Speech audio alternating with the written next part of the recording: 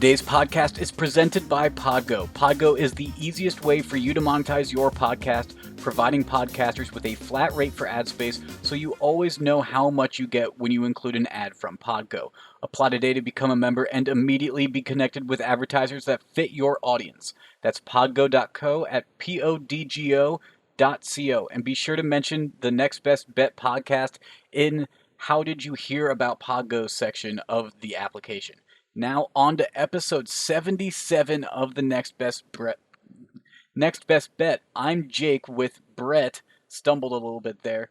We have NFL and more college football, loaded football going on this weekend. Some Big Ten news as well. We also got some playoffs in the NHL and NBA. And baseball's coming down that stretch, coming in hot. We got some teams fighting for something and some teams not fighting for anything. So we'll see how that goes. How we doing, Brett? I'm good. I'm trying to figure out who would I be the next best Brett to.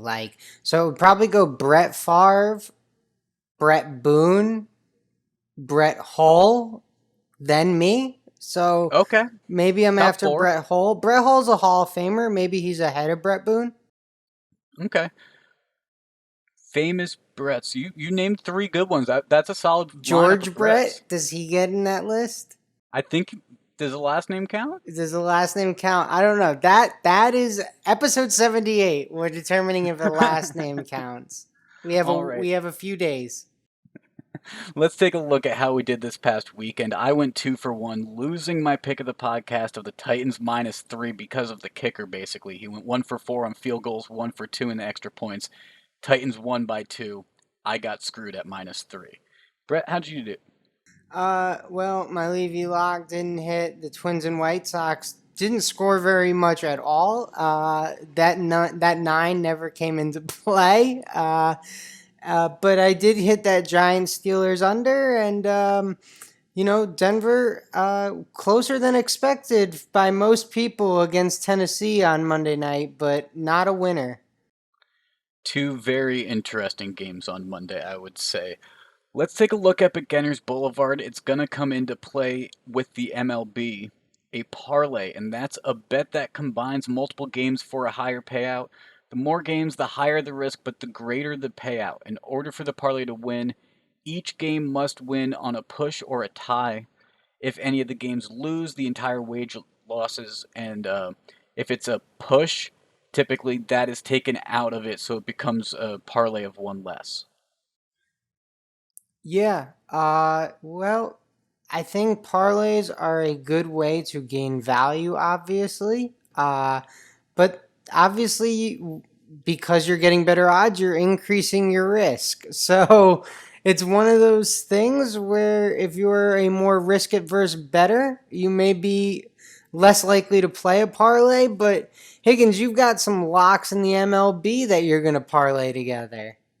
I've been doing okay with the MLB parlays of late. You hit less than you make, obviously, but the odds reflect it. And so I'm going to be on a 3-leg MLB parlay, all money line of Yankees, Cardinals, and Indians. Now, the Yankees are playing Toronto, and tonight they've demolished them pretty thoroughly. I'm not sure what the active score is because I think it's still going on as we're recording, but it was like 10-1 or something last I checked. And then you look at who they're playing with Toronto, they should be able to hopefully do that again tomorrow night, considering who's on the mound with Tanaka and Anderson. Hopefully, although you brought up to me before the show, Tanaka's not great in Yankee Stadium. Yeah, I mean, I'm going to be honest with you. I saw Toronto's plus 190. I don't really trust Tanaka that much, so that's a risk I'm willing to take. I think there's enough value there on Toronto on the money line, but I'm. You know what? If I lose that bet, Higgins, and you win your parlay, congratulations. Oh yeah, that is the game that you are also on, so a great segue into the MLB then. The other 2 games I'm on are the Cardinals and the Indians. Cardinals are playing the Pirates, who at 14-34 aren't playing for much. Cardinals at 22-22 are still fighting for that playoffs. And the Indians are playing the Tigers. Now that game is also between Detroit, who is a bottom of the league, bottom barrel right now, and Indians, who are contender for some playoff spots right now. And like you like who's on the mound here. Yeah, I do. Shane Bieber is an stud this year. He's probably going to win the AL Cy Young. 102 strikeouts, Higgins, 1.53 ERA, 7-1. Doesn't get much better than that. Although you might say your guy Trevor Bauer, I don't I know. I am a fan of Trevor Bauer, but Shane Bieber is absolutely having a phenomenal year on the mound. Absolutely AL contender. Yeah, Contender. for sure. It's his to lose in my book, but yeah, I look for him to play tomorrow. You got him in a parlay. I think they're definitely a good team to have a parlay partner for. I'm on one more game tomorrow, Higgins. Seattle plays San Francisco, and Seattle are home dogs, and I like this Seattle team. I've been on them kind of all year. Kyle Lewis is my guy. I'm a big Kyle Lewis fan, so Seattle plus 126 tomorrow night. I think there's good value there. And they're honestly, they're in the wild card hunt. So every game matters.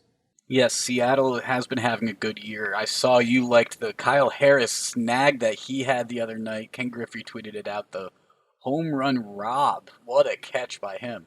Yeah, Ken Griffey showing my guy Kyle Lewis some love. I liked it. Quick roster movement before we move on for anyone that's finishing up their fantasy baseball season or still betting on baseball. Obviously, the main focus is football and the playoffs, but baseball gamblers are still out there, Higgins, and Aaron Judge was activated, so that's a good for your Yankees bet. But Teoscar Hernandez was activated for my Blue Jays bet. But bad news for the Blue Jays as well. Ken Giles back on the IL, and the Phillies call up former number one pick Mickey Moniak. So we'll see how he plays for the Phillies, who are also fighting for a playoff spot. So they need all these bats in there, and they're a little dinged up right now.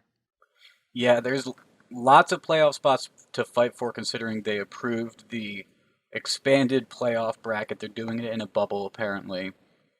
And so there's a lot of teams up for hopes, a lot of IL movement like you're talking about, and we'll see where this all goes as September 27th, I believe, is the final date of regular season games in the MLB.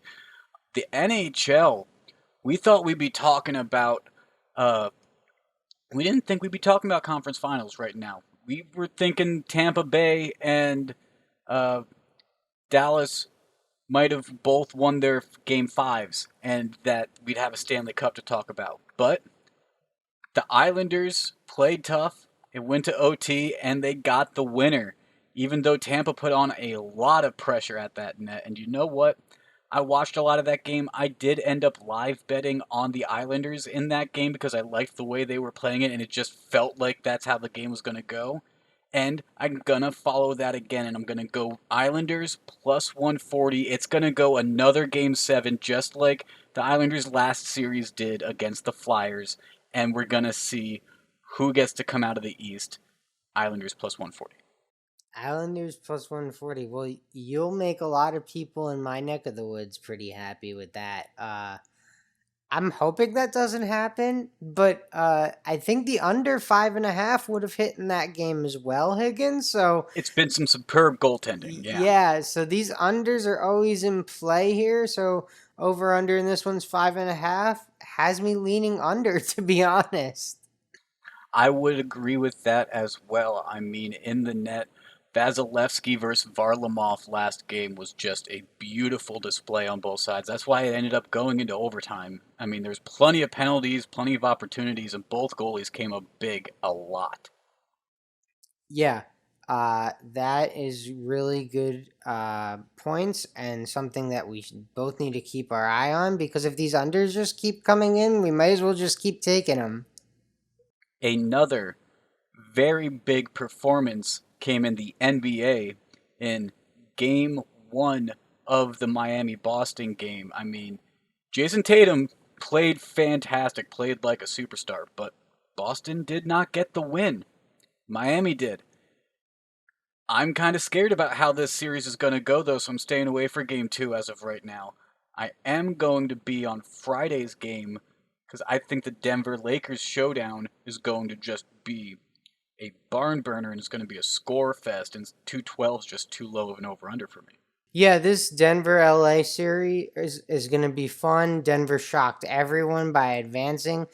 I mean, we shouldn't have really been surprised. They haven't lost an elimination game yet, Higgins. 6-0 now in the postseason in elimination games. So down 3-1, that's where Denver wants to be, Higgins. That was a great game, and Denver blew the doors off of the Clippers. I mean, that fourth quarter was just the lead just kept growing and growing and growing. Everyone for Denver seemed to be tacking it on at that point. Yeah, I mean, what Jamal Murray finally showed up, and he showed Yes, up he when it did. mattered the most. And honestly, it was a disappointing game from Kawhi and Paul George, but we kept saying, we said, Jamal Murray's not even playing that well, and Denver's fighting, and Jamal Murray showed up, and they won by double digits. And then there's always Jokic to worry about, but when you have Jokic versus Anthony Davis, that should be a very interesting showdown of two guys that can put up a lot of points and do a lot of work on the defensive side as well. Um, Staying on the basketball court, but moving to Moneyline Magic, Brett. I said this on Twitter. Honestly, the better game of that night was the Phoenix Mercury versus Washington Mystics game that I happened to live bet on and then watch as I was also watching the Nuggets Clippers game. But much better game, much better game.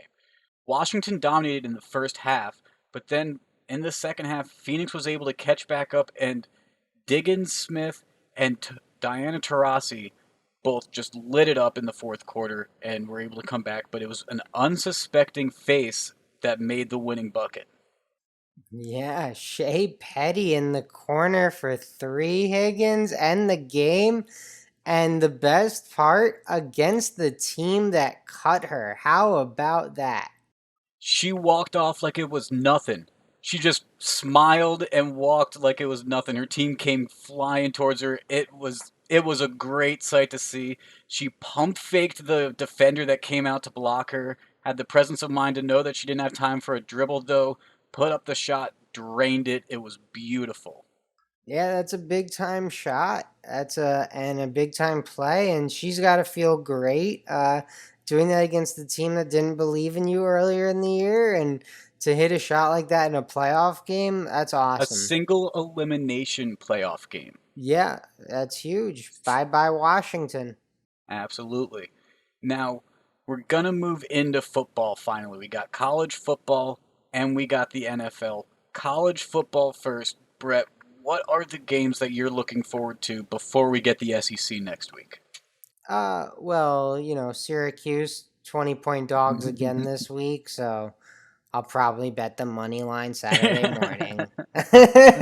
Just in case. Yeah, just You in never know case. against Pitt. I'm rooting for it anyway, right? Absolutely. And since it's against Pitt, too. Yeah, definitely a little bit of a rivalry there. But sticking in the ACC, Louisville and Miami are playing. De'Ara King looked pretty good for Miami in his opening game. But Louisville's my squad in the ACC. I like backing Louisville. I think they're well coached. I think they can put up a lot of points. I think they're better than what some of the sports books think they are. And they're minus 2.5 versus Miami. And no, I do not think the U is back, Higgins. I don't. Just because they beat UAB, the U is Hey, I not was the one back. that was on them last week. I was the one that was on them last week. They played a good game. They got the Yeah. win. UAB showed me more than I expected, though. I will say that. UAB did play a decent game. I'm going to also keep it in the ACC. Boston College versus Duke. And Duke had a hard loss against Notre Dame in week one, against number 10 Notre Dame. Whereas Boston College hasn't played anyone yet. So Boston College needs a tune-up game still. Duke just had theirs against a very qualified opponent. I expect Duke to win this. Chase Bryce Their quarterback that's a transfer from Clemson, I think is going to have a strong game here. -6.5. Yeah, I think Duke's going to win by more than a touchdown. All right. I don't know. I don't know what to expect from BC. A little bit of the rest versus rust factor there, but we'll see what happens. I think you're right. Duke probably will bounce back strong. Uh, maybe I could. I guess I could see this one being close, and that's what makes me nervous. um, but I think you, like you said, having the game under their belt, they should come out on top. I agree. I think the tune-up game means a lot, especially early in the season like this.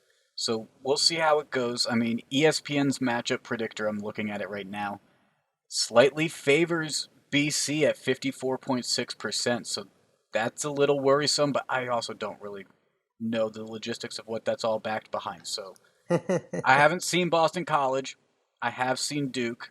Duke played a quality opponent.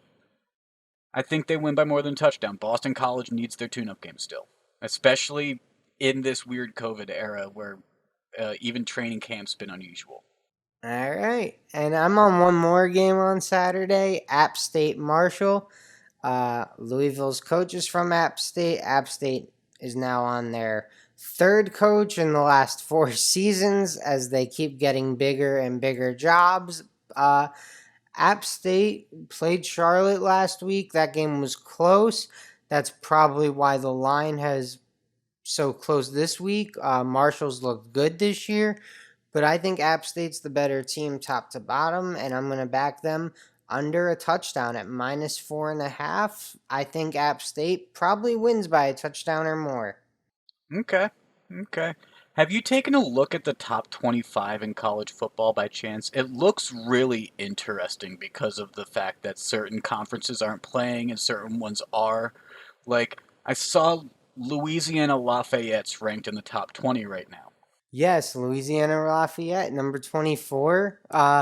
But Higgins, we didn't even touch on the biggest news of the day. The Big Ten is coming back The in Big Ten is October. coming back. Nebraska, some of these teams should be thanking Nebraska for throwing the fit that they did because it kind of worked. It kind of Kind of worked. worked. It kind of worked. They're coming to play in October, so more college football to add to the slate. I'm excited. Alabama, LSU, some of those SEC teams that were hoping to still play for a national championship, maybe Oklahoma. They have to be mad that Ohio State's name is right back in the conversation again. How is Yeah, this going to work because of the delayed starts? I mean, I guess SEC, they're starting on the 26th. So if they start in the beginning of October, Jim Harbaugh said he could get his team ready in 2 weeks if he needed to. When are the? I haven't looked at when these first games are supposed to be, but I believe October 26th is the first game, so like about a month. a month after SEC. So how is it going to work in terms of the college football playoffs? This is all going to be very interesting to see. Yeah, they'll have to backload and no bye weeks for sure. So, Hmm. uh, I'm sure they'll do their best to get it in because, like everything, money talks. But that was big news that came out on Wednesday is that the Big Ten is back. The Big Ten is back in a bit. It'll be here in about a month and a half. We gave you our picks for college football, though. Let's move into the NFL. I want to talk about Thursday night's game, the Battle of Ohio, Cincinnati versus Cleveland. Now, Cincinnati as 6-point dogs when Cleveland just got smacked in the mouth by the Baltimore Ravens and Burrow played a decent game. I'm going to back Cincy at +6. Joe Burrow played a good game. The last drive ended up falling apart, but he had a rushing touchdown. There was some miscommunication in the middle, but he had a solid final drive. I think he continues that. Whereas Cleveland, I heard rumors that OBJ might want to be traded. I've heard some random rumors of the Cleveland unrest. So who knows what's going on there? They could fall back into the typical Cleveland Browns. We don't know. They have a new coach. They have a new system going on. So I don't know. Yeah, I guess both of these teams and like the Jets just pits of misery. But There's a lot of sadness in their past. yeah, I mean, I don't even have an angle on this one. Part of me says the under. Uh, but I kind of believe in Burrow and Mayfield a little bit. Like, I think they're talented guys.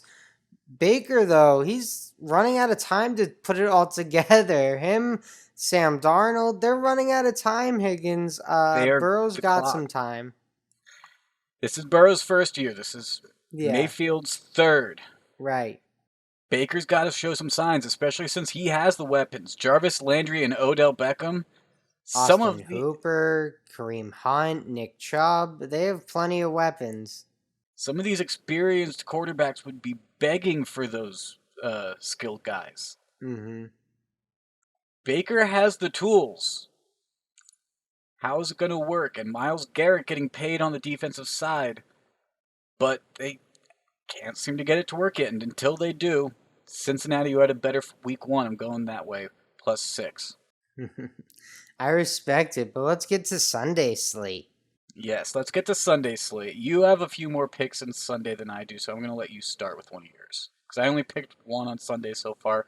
I'll give out a few more on social media a little closer to Sunday, but I'm only giving out one for right now. Yeah, no, that makes a lot of sense. Most of mine are in the late slate too, but one game that really stands out to me, Falcons Cowboys. I would expect a lot of points, assuming, like you said, you're waiting closer to the weekend. Assuming everyone is playing for that is healthy when we're recording this. I think that over 53 is definitely going to cash, Higgins. This one is going to be high scoring.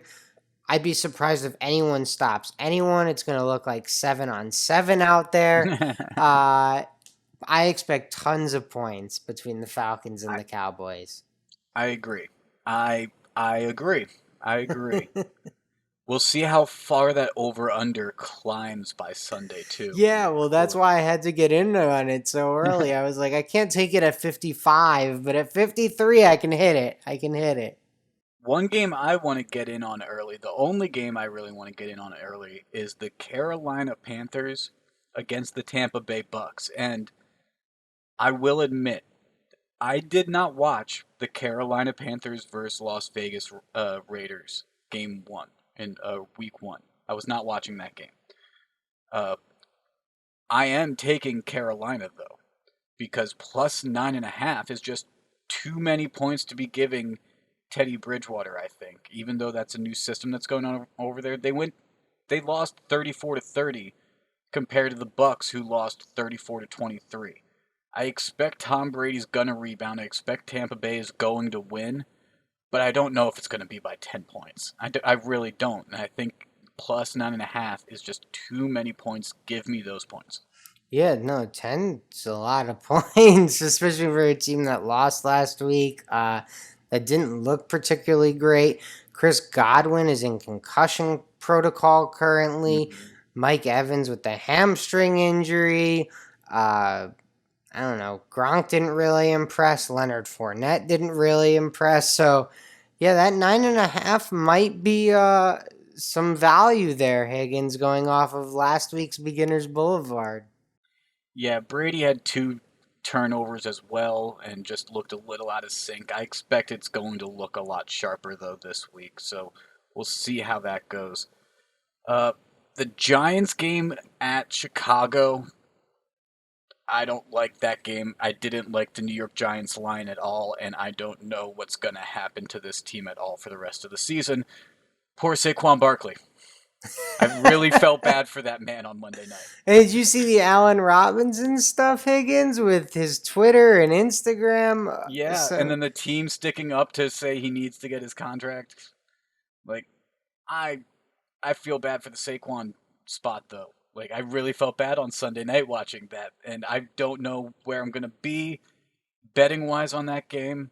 I don't want to bet on that game, so I'm not going to. But I will watch out of misery to a terrible game. I think. I might take the under again. I might just take these Giants and say Their opponent is not going to score that much either. The Bears this week, the Steelers the previous week, and I might just keep riding this Giants under train. I'm not there yet. We'll see what happens when I wake up Sunday morning, how my college football Saturday went, but 42 is a little low, but I could definitely see that under coming through for us, Higgins. I could see it. I could see it. I really just don't know though. Um, a game I am on already, Higgins. Kansas City versus the Chargers. Kansas City's minus 8.5. I'll take that. I think they're a 2 touchdown victory in this one. At least a touchdown and a field goal. So I think Kansas City by 8.5 is a pretty safe bet here. I'll probably find myself there with you. I honestly am eyeing this over under too. I'm still deciding on how much I think the Chargers can score on that Chiefs defense. Yeah, no, I'm thinking the same thing. It's 47.5 right now, and I was kind of like, huh, Chiefs could score 35. Do the Chargers get 2 touchdowns?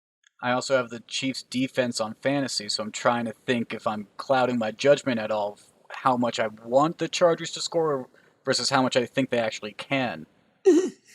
Because if Uh, their kicker gets better and actually hits everything, that's another 10 points, 11 points that the Chargers would have had in their game. They would have won easily against Tennessee.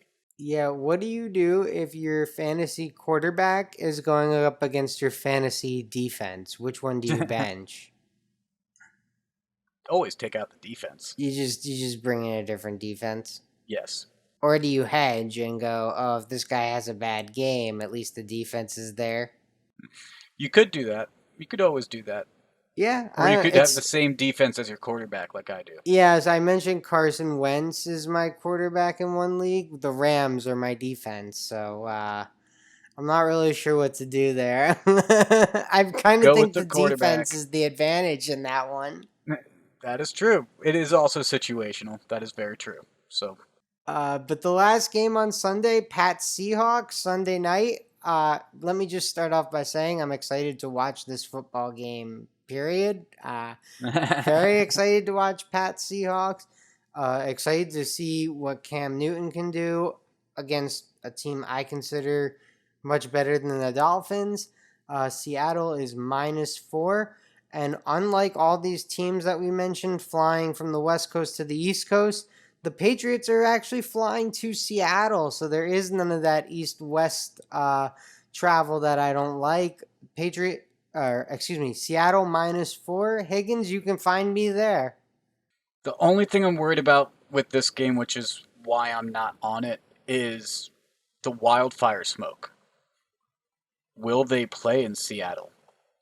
I mean, it at least where I am in Oregon, it's pretty bad. I know up in Portland, it's pretty bad, and Portland and Seattle are decently close to each other. The Bay Area is pretty bad, but the 49ers they play in New York.